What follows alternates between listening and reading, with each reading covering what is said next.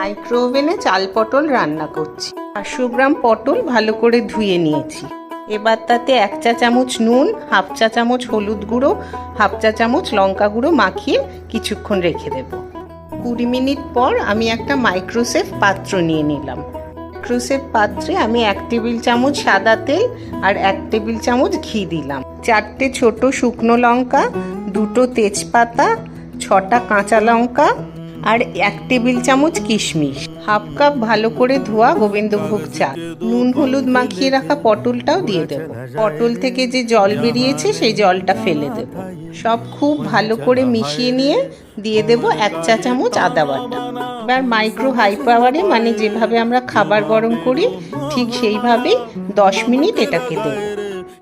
এটা ঢাকনা ছাড়া দেব আর মাঝে 5 মিনিট হবে যখন, তখন আবার খুব ভালো করে নাড়িয়ে নেব।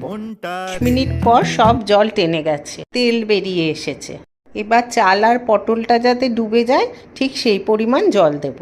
ওপর থেকে দিয়ে দিলাম 1 চা চামচ চিনি আর পরিমাণ মতো নুন। পটলে আগে থেকে নুন মাখানো ছিল, তাই নুনের পরিমাণটা বুঝে দিতে হবে।